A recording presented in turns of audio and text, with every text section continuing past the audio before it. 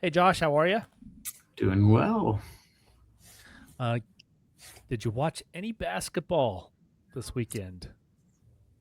Yes, I watched the Indiana Fever as they spanked another team, but I also did watch what you're alluding to, the NBA Finals. I watched every game of most of these last few series. Wow.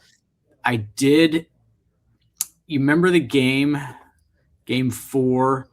It was a absolute blowout by the Spurs, and as there was about 5 minutes left in the game. The Spurs were up 12, 15 points, something like that. I could see the tide just starting to turn. And I said, you know what? I'm not doing this. I'm not watching this. I already know what's going to happen. I turned it off. I went and watched the Mortal Kombat movie. After the movie was over, I said, I'm going to log back into ESPN.com and just see what happened, fearing the worst. And of course, the worst happened. The Spurs blew the lead like I knew they were going to do because I saw the telltale signs from the first few games that they blew. Do you know they had a lead in the fourth quarter in every game this series? That's Like, crazy. and lost. I mean, that's crazy. But I think they showed their youth. I think that was what it came down to. I thought they could overcome that. Everyone here in the shop always heard me saying they're going to overcome that youthfulness, but they just you can see it shine through. But they're built for the future. All those guys are like what, around 20 years old. You got Castle, you got Harper, you got Wemby. They'll be just fine long term. Add a few veteran pieces, but yeah, I wasn't pleased with it. But you got to give it to the Knicks. They did it. They just wouldn't go away. So more power Well, to them. I do want to zoom. Let's zoom out a little bit. Basketball, as far as the hobby, um, what's your take on the health of the basketball card market as it stands today? It's a lot stronger than it has been in the last few years for sure. I think a strong rookie class. Now you've got Harper up there with Cooper and Kahn.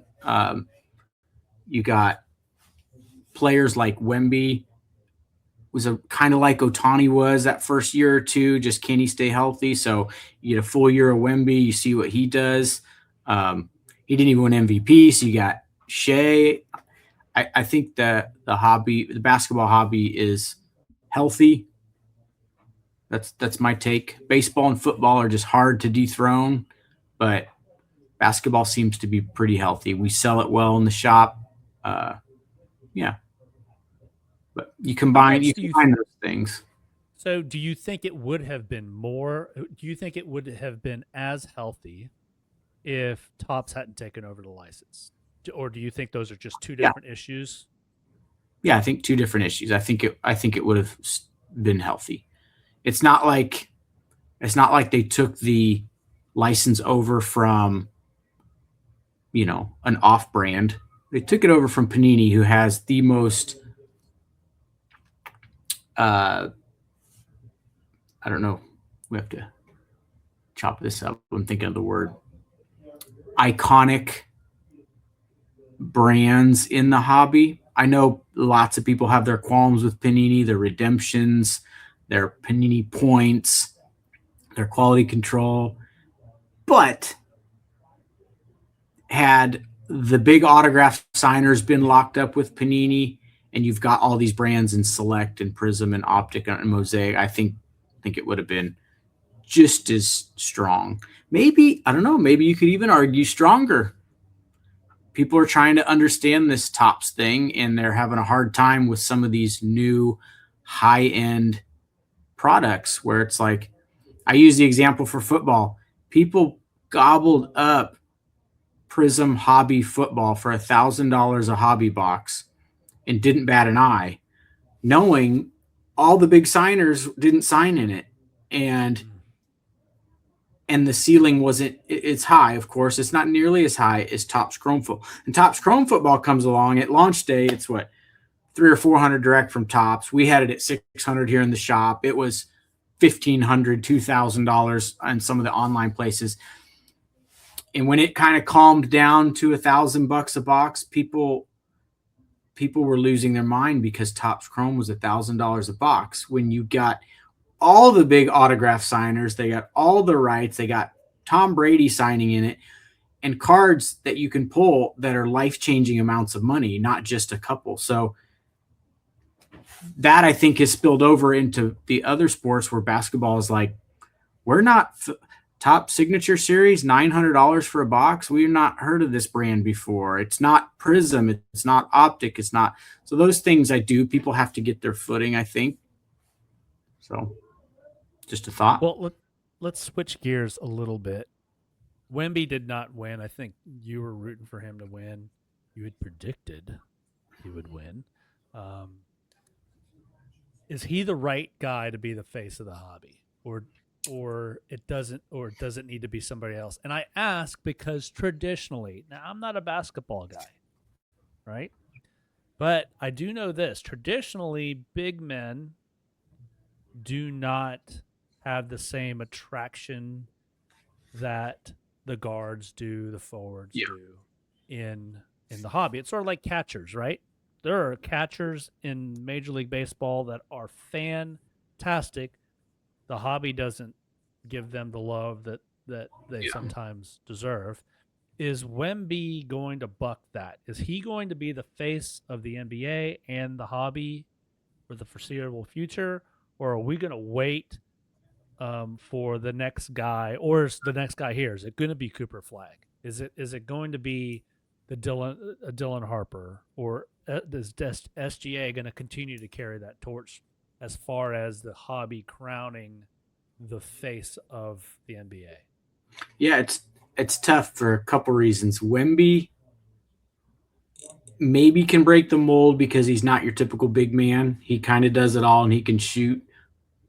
But Wemby has, as we've had the national spotlight on the Spurs, you've seen Wemby can kind of be dirty, and and I like that dog in him. When he thinks no one's looking, he's gonna elbow you, or he's gonna trip you, or he's gonna tell his bench players to go in. You saw early in the series, I think against the Thunder, he was being subbed out and he whispered something to a couple of his bench players that were going in. And not long after that, it was like hardcore, blatant fouls on some. So you can see he's got a little bit of a nasty dog in him. And I think that's what I've heard comparisons, like he's got that it thing that Kobe had and that Jordan had. He doesn't want to be friends with any of them. He wants to win. He'll cry when he loses. He'll cry when he wins. He's very, very passionate. He's not there for the money. He's there to win. I think like Shea and his flopping and that reputation, I think that hurts when you're the face of your league has that reputation. And I think it'll hurt Wemby being the face of the league to be kind of that. There's some like questions. Is he a dirty player? And when that's floating around, I don't think he'll ever be like Ohtani's squeaky clean, barring he wasn't involved in that gambling stuff. As far as we know, Ohtani's the picture perfect squeaky clean. He'll bow to the guy he accidentally throws some chin music to and apologize openly and shake their hand. He's just squeaky clean and awesome. I think Wemby will be the one of the big chasers value wise, but I don't know who the face of the league. Cooper could be if the Mavs don't suck.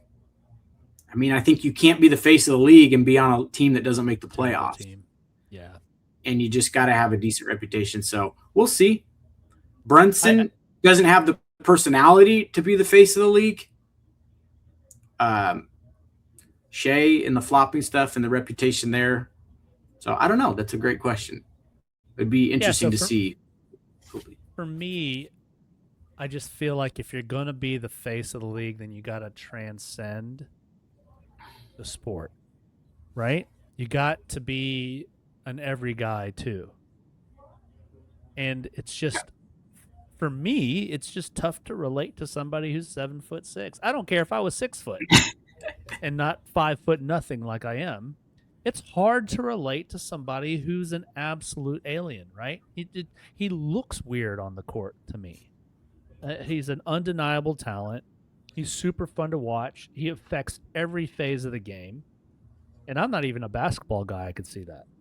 But as far as the face of the league and the face of the hobby, gosh, I don't know. I mean, he's gonna. That's some shoes to fill. Like you're talking Michael, you're talking Kobe, you're talking about your favorite guy LeBron, and we're that was a joke. If you guys have not listened to this podcast before, Josh does not like him some LeBron, but it's like who's that guy gonna be? We've just talked about it. The NBA card market is as healthy as it has been. I say in about almost 3 years. I mean, Yep. it's coming back. It there were some dark times in the basketball card market. Now it's looking up, but I think collectors are. I think for me, I think collectors are looking for somebody other than Wemby to pass on that LeBron, Kobe, Michael. Yep. I would agree. So, And some of the other guys like Curry and some of these other are just they're just too far past their prime to be the face of the league. So I think it's primed for a new face.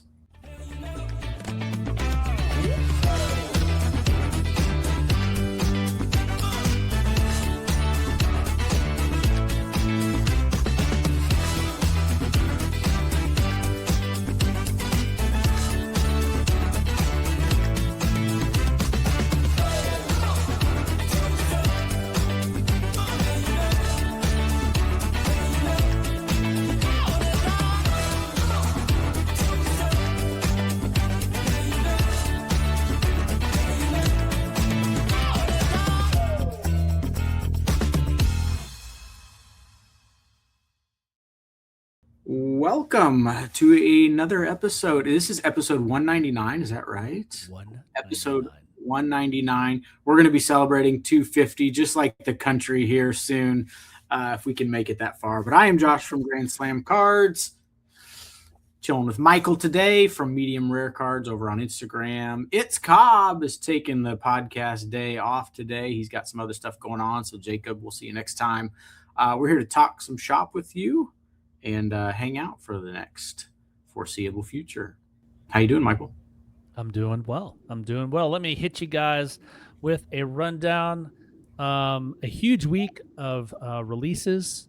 We've got a couple fascinating Goldin stories that force us to think what actually qualifies as a collectible.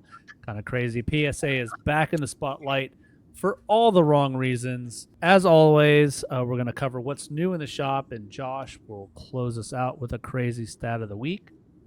But first, Josh, we're going to switch things up a little bit.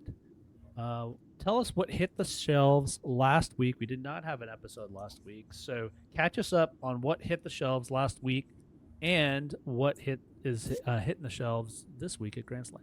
Yes, this week is a big release week. Last week wasn't bad either. Topps 2026 Topps Series 2 hit the shelves on Wednesday. We still have some of that on the shelf. It's getting a little low. We've got some fill-in on the way. So right as we start to run out, we'll probably have a fresh batch hitting the shelves. So come in and grab some Series 2. Leaf Vivid Baseball. We've been a little light on baseball on the shelves because there just hasn't been a ton coming out, but Leaf Vivid Baseball Hobby and Jumbos have hit the shelf. That's always a great Leaf product with a beautiful look to it. Topps Chrome The Friends has hit the shelf. So yeah, hobbies, blasters, and megas. We still have some of that on the shelf. Ceiling's very high there if you're not super familiar with it. I believe someone told me the Black Cat 1 of 1 has $100,000 bounty on it. So you can come chase that here at Grand Slam. What else did we say was another one that came out last week? I have to refresh my memory. Let's see. I have from last week. We had Topps Series 2. We had Vivid Merlin. Baseball, Topps Merlin Premier League. Yep. So we've got blasters of that product on the shelf. Was that all you had on the list? Because I think that was just a couple things last week. Yeah, I just had Yep. that for last week. Okay, this week it's a big one. Buckle up. So on Wednesday, select NASCAR. So that's actually, we've had some people asking about that one. So that'll be on the shelves Wednesday. Leaf Spectacular Football. That's a high-end Leaf football product that hits the shelves Wednesday as well. And then another big one that's non-sports, Topps Chrome Disney hits the shelves on Wednesday. We'll have blasters, hobbies, and megas on that day. This product, it's either Wednesday or Friday. If you look on Blowout's website, release calendar says Wednesday, Top says Friday. Either way, it's this week. 2025 Topps Inception Baseball. Oh, wow. And it's 2025, mind you. So it's a late 2025 release because we're into 26 product. Thursday is the UEFA Women's Champions League Chrome Soccer. We'll have hobby boxes of that on Thursday. And then Friday is Cosmic Chrome Football. Get your credit cards out for that one. And then this is the first time I've ever carried a Cactus Jack product, but the Topps Chrome Cactus Jack basketball comes out on Friday, and we will have that in the shop as well. So busy week. Come help me turn some of this product back into money so we can pay the bills, and come see us at the shop. And now, if you've ever thought about getting a card graded, now's the time. Here's a word from our sponsor, me. Are you looking to get your cards graded? Well, here at Grand Slam, we've simplified the process of submitting and getting a card graded. All you have to do is drop off your cards and kick your feet up, while our transparent tracking ensures that you are up to date with every detail along the way. When you log into our website, you'll immediately be greeted with each card in the grading process, along with where it's at in the process and its final grade. And with over 1,000 submissions and some of the top cards across the country being submitted through us, we have become a well-trusted source to handle and submit your cards. So you can do more collecting and leave the chore of grading to us. So don't sit on grading your cards. Get them submitted today at Grand Slam, where grading's made easy. So our first story in hobby news this week is your favorite guy, Ken Goldin, and his company, Goldin Auctions. This is pretty cool. So if you guys are just listening, it's the post from Ken Goldin says, Brady Gronk, the biggest stage in sports, bid on this incredible piece of NFL history in our Goldin 100. This game-used photo-matched football was caught by Gronk for a touchdown during Super Bowl. Fill in the blank. XLI. XO little kiss, big hug, little kiss, marking the first Super Bowl touchdown reception of Gronk's legendary career. Thoughts on this, Josh? That's pretty sweet. Gronk's first touchdown ball, Brady's 11th Super Bowl touchdown. I'm looking at it right now. The current bid, with 13 days left, and there have been no bids, is $100,000. 13 days left. It ends on the 28th of June. Yeah, you got to think it's a couple $100,000, right? I mean, some guy with more money than he knows what to do with will want it in his man cave. I would. I'm not a memorabilia guy. If Brady signed it like that, I'd say, Tom, I need a new signature on this, buddy. Right? Because Gronk's is Gronk's. You can tell he's got the 87, but that other one, I don't know what that's supposed to be. Right? I mean, is it supposed to be signed by both of them? It is. Let's go through the photos real quick. What's the tape for? What is that? Go back to that last picture because we gotta. I love the comments. Cute smile. I'd trust this man with my life. Oh, we're gonna get through the comments here. Yeah, Just they're hold great. your horses. Is that Tom's? That's supposed to be Tom's, I guess. Wow. There's Gronk because I recognize that easy. I've seen his autograph. Yikes. Okay. No, But I love mean, in defense of that, you're not buying that ball for the autographs. You're buying it for what that ball is. So yeah. you could live with that, I think. But I did see one comment I got to laugh about the super villain. Dude looks like a villain in a Disney film. And look, Richard Coleman saying, "Where's Tom Brady's signature?" I mean, Yeah. it's just. What's the reply to that one? Did someone say that scribble was his? About the same thing. Okay. Yeah. Yeah. This doesn't turn my wheels at all, and I don't know why. I feel like, look, I'm a football fan. I'm a Brady guy, not on your level, but I don't know why these sort of things don't do it for me. I mean, maybe I'm just odd. I don't know. I mean, you could even just to own a ball in a Super Bowl that was Brady to Gronk, and it just means a little bit more when it was Gronk's first, and it's Brady's 11th, so that's nothing super special. But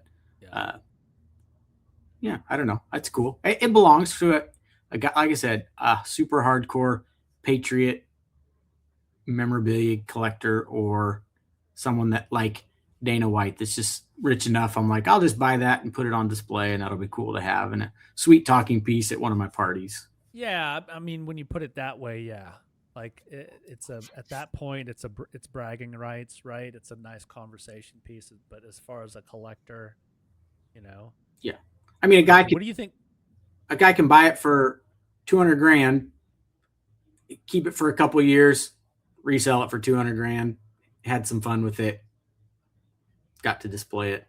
Is that what you think it goes for? $200K? I mean, if there's no bids at 100, yeah, probably that would be what my gut would say. It's not like Brady's first Super Bowl ball or something crazy like that. I think Gronk is Gronk, but he's not, in the top 50 of all time or something like that. But you don't think Gronk is that good? No, top 50 of all time of NFL players. I mean, I'd put him in the top 100, but you think he's top tight end of all time? You could make a case. I don't know if I would die on that hill. I think someone could convince me otherwise, but he's top 5 probably. And his career was cut short, but yeah, I think he makes. I think he's made. I think he's top 100 for sure. I think it hurts. I think it hurts. He's a bit of a lug nut, like he's a doofus, and he owns it, right? He owns it. Heck, half his commercials are about him being just a knucklehead. But yeah, I don't know. I think this does go for north of 200. What do you think the chances of Gronk just buying this himself? I think Gronk isn't as flippant with his money. You've heard the he's lived only on his endorsements. Like none of his paycheck has he spent, supposedly. I assume that's true because you've heard it all throughout his career that he doesn't spend his paycheck. He just lives off his endorsement stuff and outside deals. So he doesn't seem to me to be the type that would drop a couple $100,000 on a ball that he's probably got a bunch of other balls for free. I don't know. That's just my thought, but maybe Brady would buy it and throw it in one of the card vault stores. Yeah. Tom, come on. Just to make up for the crappy signature, I think you should buy this ball for whatever it sells for and give it to Gronk for Christmas or something. I think that'd be I'm sure. Tom, thanks for watching. I'm sure he's watching. Next story, we're going to stay on your favorite guy, Goldin, for the next story. Josh, we are coming up on the 250th birthday for America. And Goldin has this for sale. The most significant item ever sold in the history of Goldin. Wow. This unbelievably rare and historic document is available in our USA 250th anniversary historical auction. It is the Declaration of Independence, the July 1776 Exeter broadside. Means nothing to me, but yeah, where's Nicolas Cage when you need him to steal this, right? Yeah, if for those of you that don't know, they sum it up by saying one of the first printed copies of the Declaration of Independence. So not the original, but one of the first printed copies. I mean, Yeah, well, look, it belongs to Nicolas Cage. yeah, you knew it was going to be filled with it. Look at someone. Yeah, everybody's talking about Nicolas Cage in this post, but thoughts on this? I thought I know that we're a card podcast, but this can't be ignored, right? I mean, this is pretty cool. I mean, what? So it says only 10 in existence, and only 2 have ever been up for sale. So again, it just goes to someone who's a billionaire that can put it on his wall. And there's 3 bids. It ends July 8th at 10 p.m. In case you're wondering, Josh. And Okay.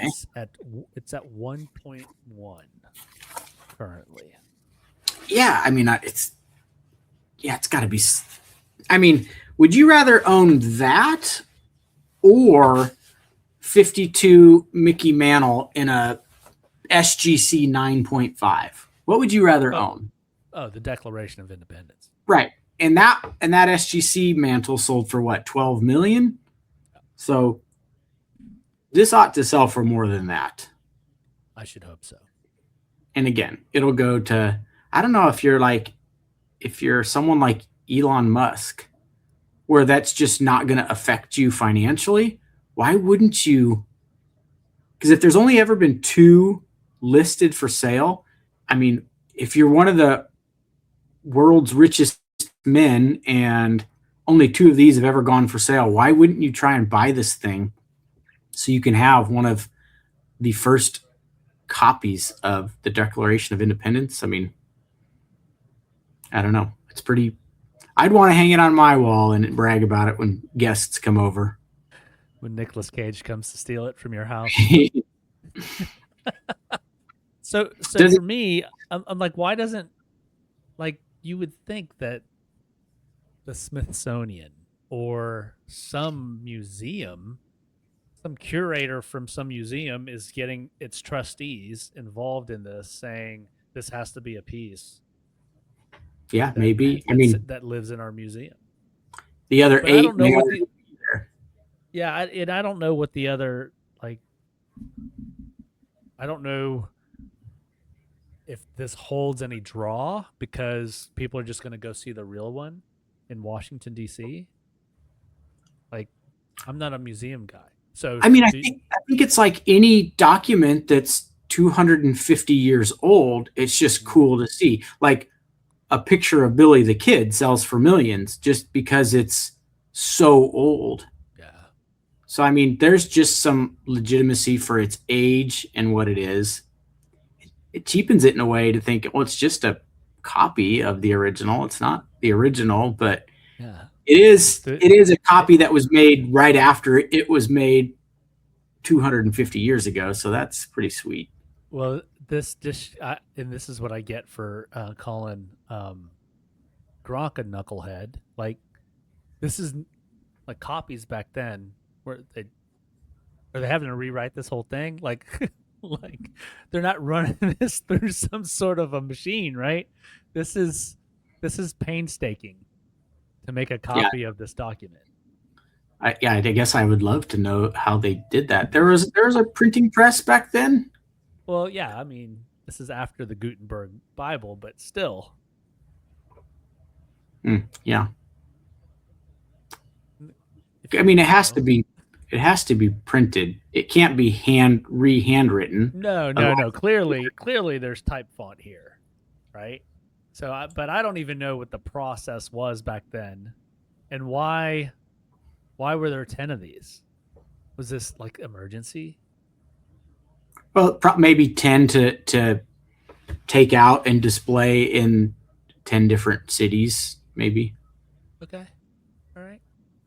Like the whole Paul Skeens thing and Dick's Sporting Goods. They just have this and like. Now that we've bored you with history long enough. Or the lack of knowledge of history. I'll have to look that up. Update. Josh, this was put into our chat, and I don't have an answer for it, but I wanted to show this. This is the Buzz Lightyear. I'm guessing from this latest version of It is Lorcana. Yeah. And it's the mint. It's a near mint holofoil, and it was sold for $5,400. Did you dig around and see if number one, if any of these are floating around in the shop, or why this is sold for as much as it did?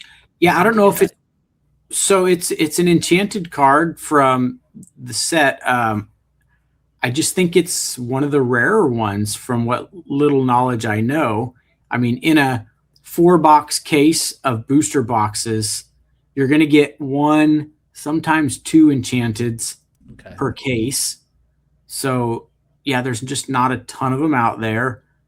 And this one seems to be the most expensive. We did have, after this kind of came to light, we had a little bit of run on our last Lorcana hobby boxes that we had in stock. So we're currently sold out. I don't know if this is just spread around and people have gotten hyped up a little bit for it, but even had someone in today asking for a booster box of this product. So, well, just give me some context. So what does a booster box go for? What does a case go for? I mean, a booster box, I mean, I think we sold them out at $119 per box, and I haven't looked to see what the market has done. That's just the price we had since launch. And a case has 4 of them, so whatever that'd be, $480 a case. There's only 4 boxes in a case, but interesting. Yeah, I mean, I don't think this gets printed like Pokemon and some of the others, so there's just not 1,000 shops everywhere you turn around carrying Lorcana, so that's part of it. I don't know why this would be worth this much. I know that Toy Story 5 is coming out, so it's great timing. But as far as why this would do numbers compared to any of the other characters makes no sense to me. Yeah, so just a little, I'm looking at, so they call that card an iconic. So I believe there's the Epic, which is kind of a full art version of it. And then there's an iconic, and I'm sure it's just, iconics are just way harder to pull, I think is just what it is. And so, yeah, I'm looking market price. So let's market price for that card is $3,000.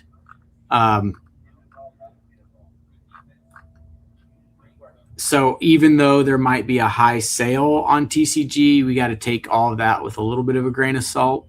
But we were thinking the same thing. Like, yeah, we don't know if that one's someone's playing games or if that one got paid for, but there are some really high listed prices, $5,000 and $6,000, and market price is almost $3,000. So regardless, it is a huge card. But yeah, I don't know if there's. I'm doing a little.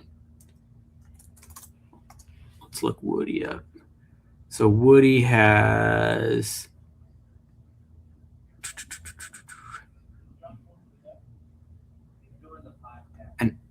Epic, yeah. So yeah, there is no iconic for that. So maybe there's just only a few iconics out there. Interesting.